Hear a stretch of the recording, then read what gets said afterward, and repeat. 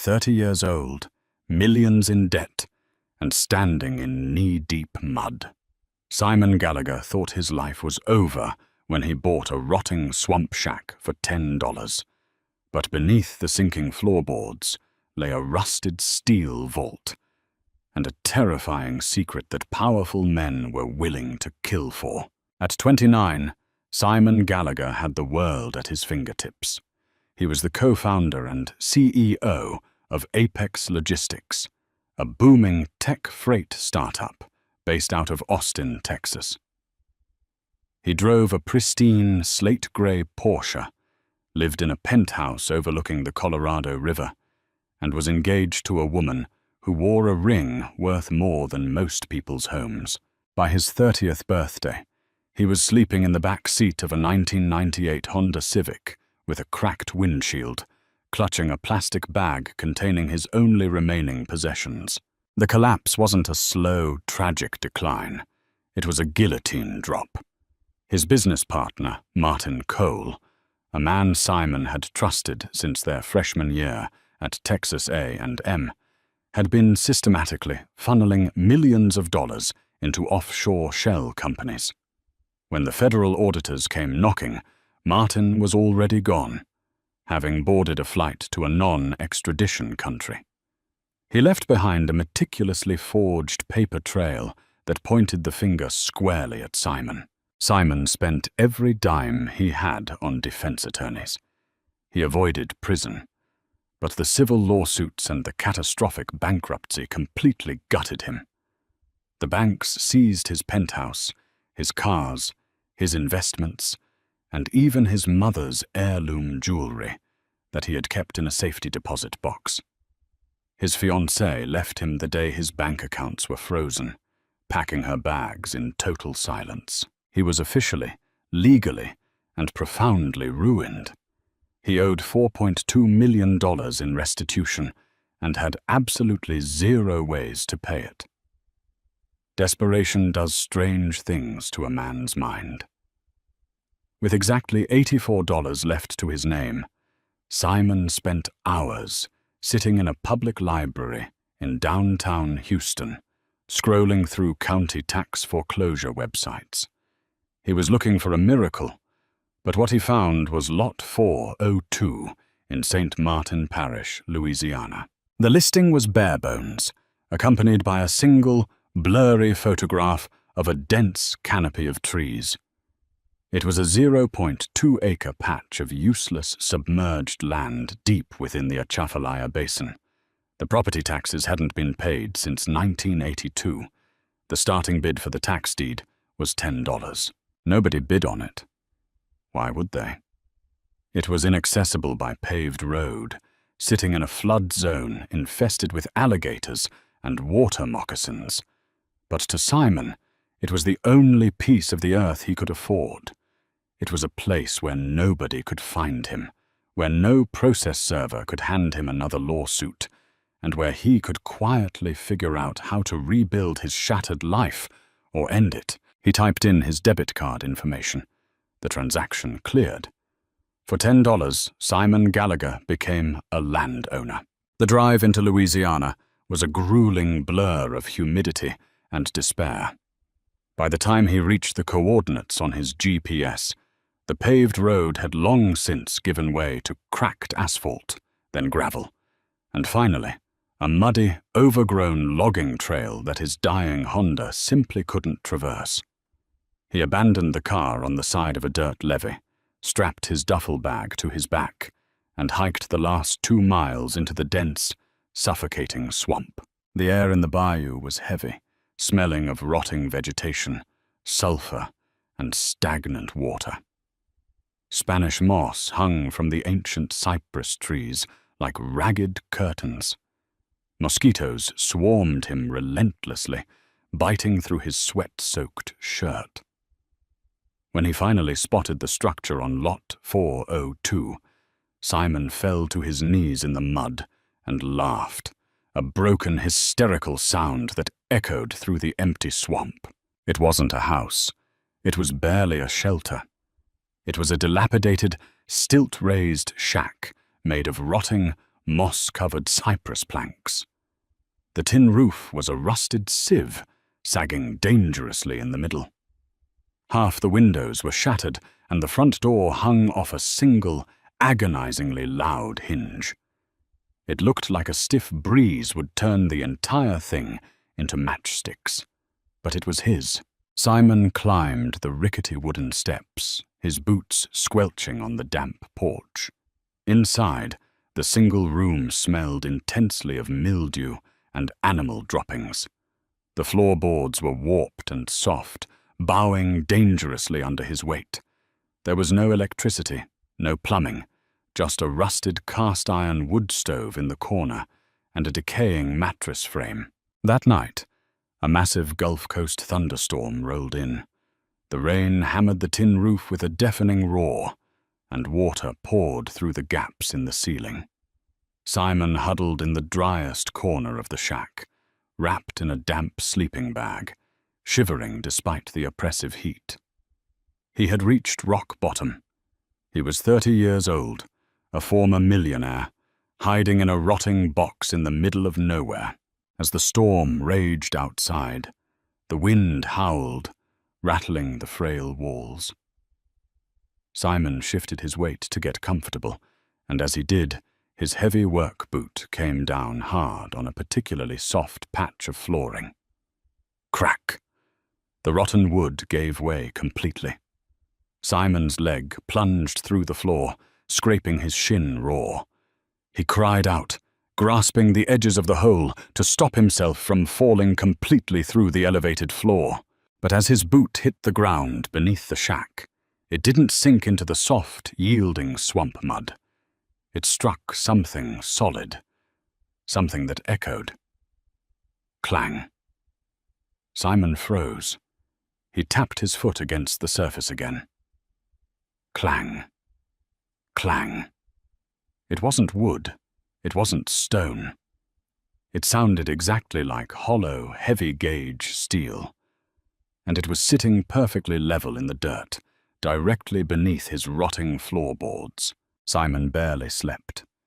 As soon as the grey, weak morning light filtered through the broken windows, he was on his hands and knees.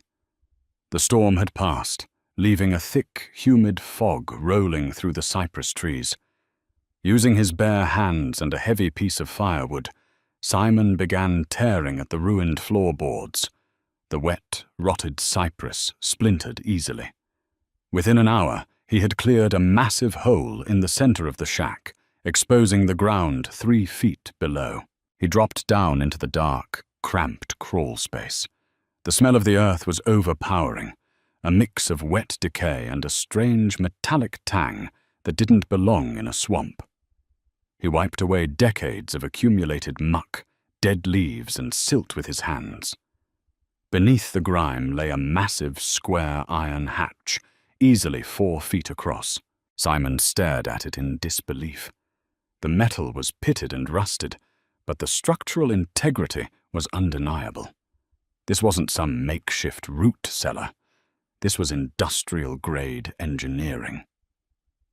Welded to the center of the hatch was a heavy latch mechanism, secured by a bulky, old-school combination padlock. Why would anyone build a reinforced steel hatch beneath a worthless shack in the middle of an uninhabitable flood zone? Adrenaline, sharp and potent, surged through Simon's veins. For the first time in a year, the crushing weight of his bankruptcy vanished, replaced by an overwhelming, insatiable curiosity. He climbed out of the crawl space, sprinted through the mud to his abandoned Honda on the levee, and grabbed the only tool he had to his name, a heavy, rusty Stanley crowbar from his trunk. By the time he returned to the shack, he was out of breath and covered in sweat, but his eyes were wide with frantic energy. Breaking the padlock was a grueling test of endurance. The lock was seized by decades of rust, but the thick shackle was heavy-duty steel. Simon wedged the crowbar into the U-shape of the lock and used a massive river stone as a hammer, bringing it down on the crowbar's handle with everything he had. Bang! Bang! Bang! His hands blistered. His knuckles bled. But he didn't stop. He channeled every ounce of anger at Martin Cole, at the judge who froze his accounts, at his fiancée who walked away, at the universe that had stripped him of his dignity. With a final ear-splitting crack, the internal pins of the rusted padlock shattered. Simon tossed the broken lock aside. He grabbed the heavy latch handle with both hands, braced his boots against the iron plate, and pulled. The hatch groaned. The hinges shrieked in protest, a sound like a dying animal, as the massive weight of the door fought against him. With a surge of desperate strength, Simon heaved it upward, flipping the heavy door back until it slammed into the dirt. A blast of cold, stale air rushed up from the darkness. Simon coughed, waving his hand in front of his face. The air didn't smell like the swamp. It smelled dry, dusty, and faintly of chemicals and ozone. It was the smell of something that had been sealed away from the world for a very long time. He pulled out his smartphone, turning on the flashlight. The beam cut through the gloom, revealing a flight of smooth, poured concrete stairs leading down into the earth. Concrete, Simon thought, a chill running down his spine. The water table in the Louisiana bayou was mere inches below the surface. To pour a dry, concrete bunker out here meant someone had spent a staggering amount of money on waterproofing, deep foundation pylons, and industrial sealing. Millions of dollars of engineering sat beneath a $10 shack. Taking a deep breath, Simon gripped his crowbar tightly and began his descent. The stairs went down deep, 15, maybe 20 feet. The temperature dropped sharply, the sweltering bayou heat giving way to a bone-chilling coolness. At the bottom of the stairs, the flashlight beam swept across a surprisingly large room. It was about 20 feet by 20 feet, lined entirely with thick concrete blocks.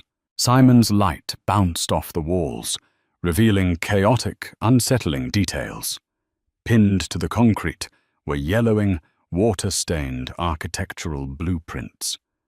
Simon stepped closer, wiping a layer of dust off the paper. They were schematic layouts for various regional banks across New Orleans, Baton Rouge, and Houston, dated 1978. Red marker circled specific structural support beams and ventilation shafts. But it was what sat at the far end of the room that made Simon's blood run cold. Built directly into the back wall was a massive circular steel door. It was a Mosler bank vault, complete with a heavy locking wheel, multiple combination dials, and a maze of thick steel locking bolts.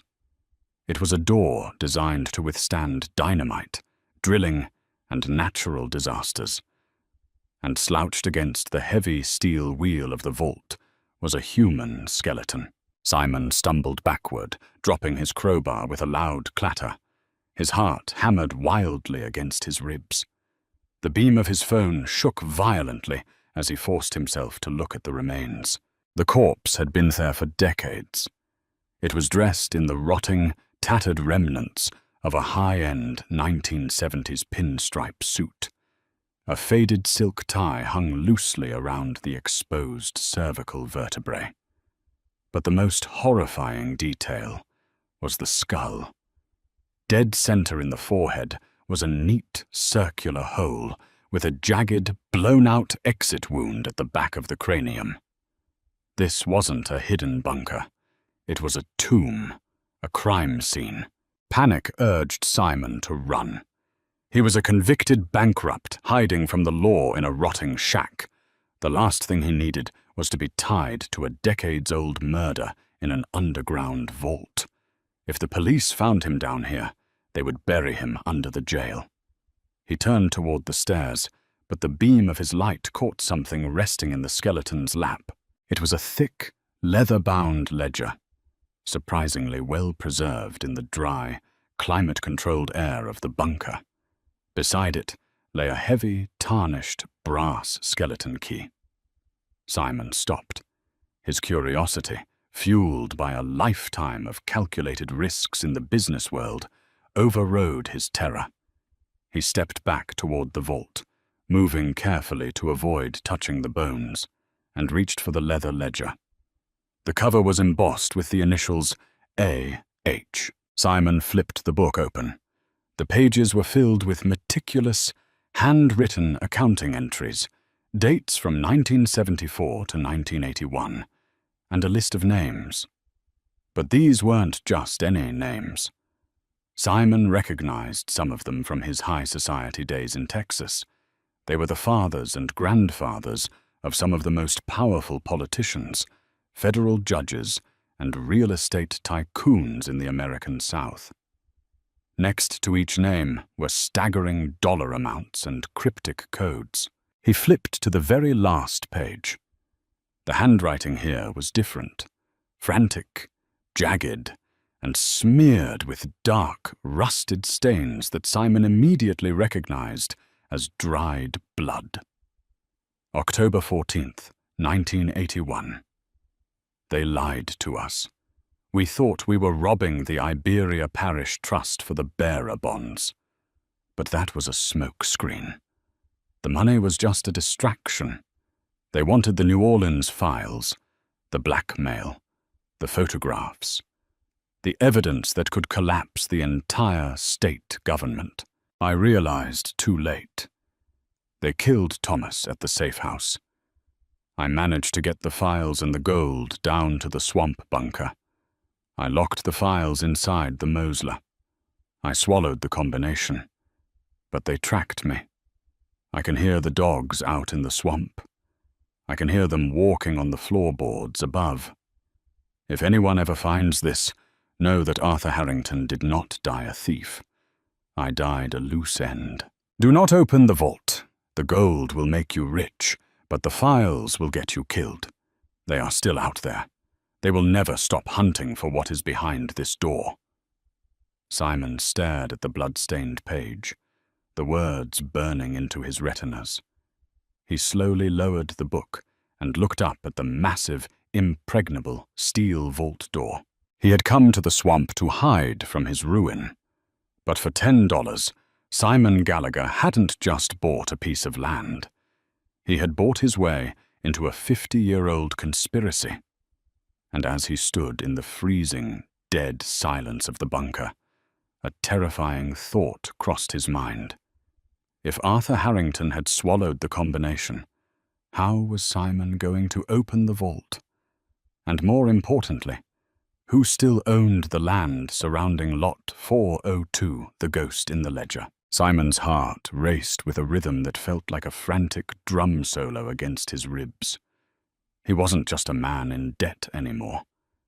He was a man in possession of a ticking time bomb.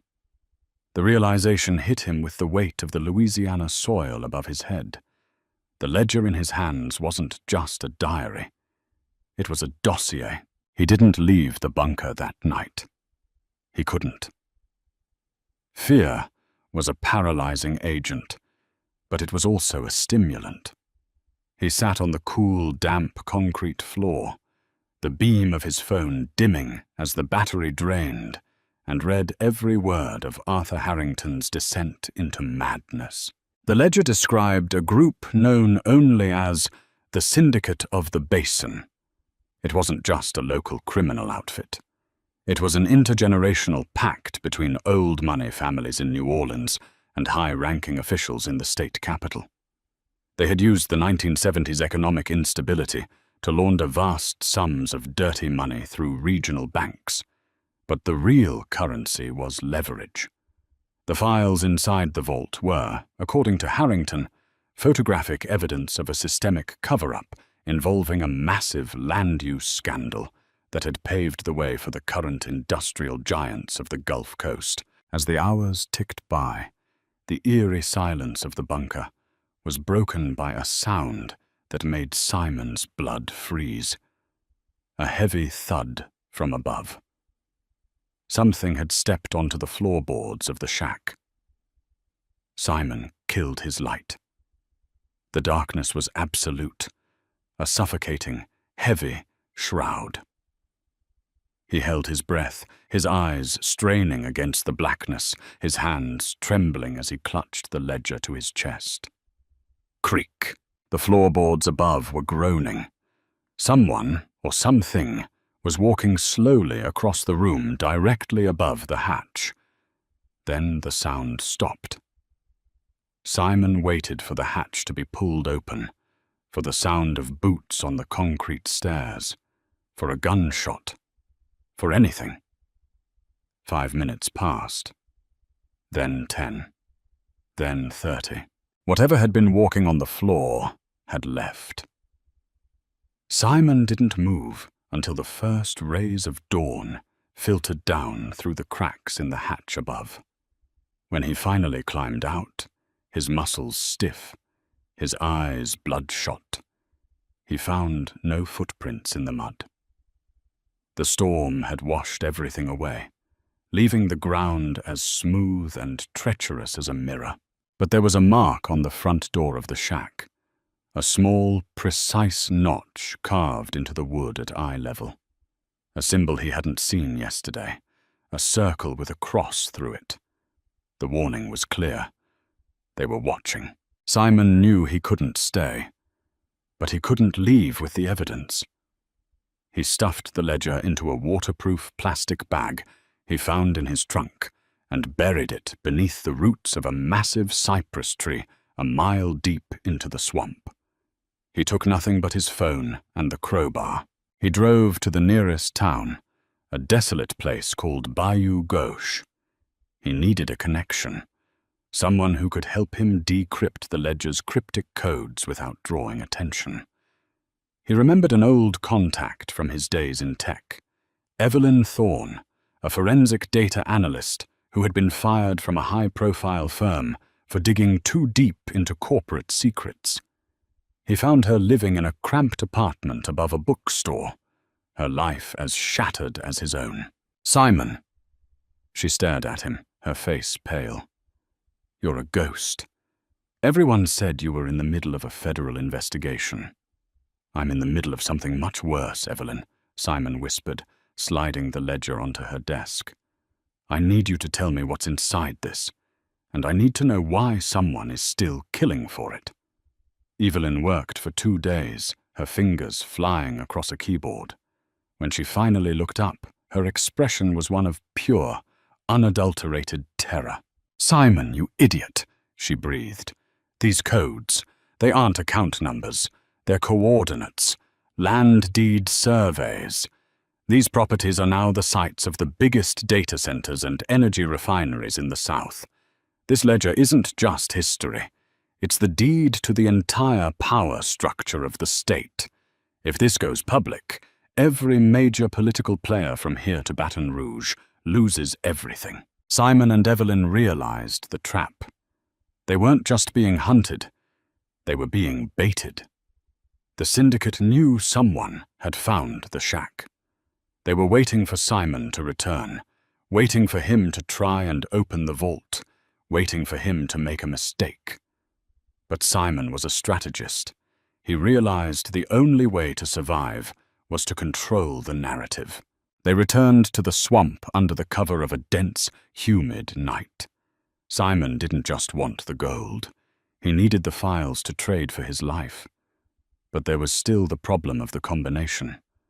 Arthur Harrington had swallowed it. "He was a thief," Evelyn whispered as they stood over the skeleton. "He wasn't a poet. He didn't swallow it. He recorded it." Evelyn knelt by the skeleton, her flashlight beam scanning the bones. She noticed a faint, etched marking on the inside of the skeleton's ring finger. A thin, gold band sat there, so worn it looked like part of the bone. "The combination isn't in the book, Simon. It's on his hand." They took the ring. It was a custom signet ring with a series of tiny, laser-etched numbers on the inner band. Simon stepped up to the Mosler vault. His hands were steady now. He felt a strange, chilling connection to the dead man. He dialed the numbers. Click, click, clack. The tension in the room was electric. With the final turn, the heavy internal tumblers groaned, a sound of industrial metal sliding against metal. The massive vault door began to swing outward. It wasn't filled with gold bars. It was filled with boxes, thousands of microfiche slides, stacks of Polaroid photographs, and hundreds of cassette tapes, and at the very back, a small black velvet bag. Simon opened it. Inside were not coins, but diamonds, raw, uncut, and worth enough to buy a small nation. But as he reached for the files, a voice boomed from the stairs. "Careful, Mr. Gallagher. That's a heavy legacy to carry." Simon spun around. Standing at the bottom of the stairs was Martin Cole, his former partner. The man who had ruined his life. He was flanked by two men in dark, tactical gear. "Martin?" Simon's voice was hollow. "I didn't steal the money, Simon," Martin said, his voice cold and devoid of any warmth. "I was an operative. I was tasked with cleaning up the loose ends of the syndicate. I needed you to find this place. I needed you to open this door. You were the only one with the credentials to access the estate's legal holding." Simon looked at the files in the vault. He looked at Evelyn, who stood frozen in the corner. He realized the entire bankruptcy, the setup, the ruin. It had all been a long game to lead him to this swamp. "You want the files, Martin?" Simon asked, his voice steady. "I want the files, and then you can go back to being a ghost." Simon smiled. It was a cold, dangerous look that Martin had never seen before. "Evelyn, send it." Evelyn pressed a single button on her tablet. "What did you do?" Martin stepped forward, his face twitching. "I'm a tech guy, Martin," Simon said. "Before I came here, I set up an automated dead man's switch. If I don't check in with a secure server every 6 hours, the contents of these files, every scan, every name, every coordinate, gets uploaded to the FBI, the local press, and every major news outlet in the country." Martin paled. "You're bluffing. Try me. We have exactly 4 minutes before the first upload hits the wire. You kill us, the world finds out. You let us walk, and we might keep the names off the front page." The standoff lasted an eternity. The hum of the generator, the drip of water from the ceiling, the sound of their own breathing. Finally, Martin lowered his hand. "You think you've won?" Martin spat. "You're still a pauper, Simon, and you're still a marked man." "Maybe," Simon said, grabbing the bag of diamonds and pulling Evelyn toward the stairs. "But I'm a free pauper. And you? You have 4 minutes to find a place to hide." They didn't look back. They scrambled up the stairs, out into the humid night, and didn't stop running until they reached the highway. Simon Gallagher didn't become a billionaire. He didn't return to the penthouse or the Porsche. He disappeared, taking the diamonds and a fraction of the files as his leverage. He lived in the shadows, a ghost in the machine, ensuring the files were never deleted, always ready to drop them if the wrong people started moving too close.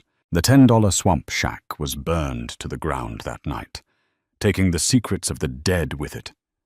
But the war for the truth had only just begun. Simon learned that some treasures aren't meant to be spent. Some are meant to be held over the heads of the monsters who think they own the world. Simon Gallagher's journey from the heights of wealth to the depths of the swamp proves that the greatest fortunes are often hidden where we least expect them. But at what cost does the truth come to light? This is only the beginning of a much larger web of deception. If you want to see the leaked documents or follow the next chapter of this investigation, hit that like button, share this story, and subscribe for the full, terrifying truth.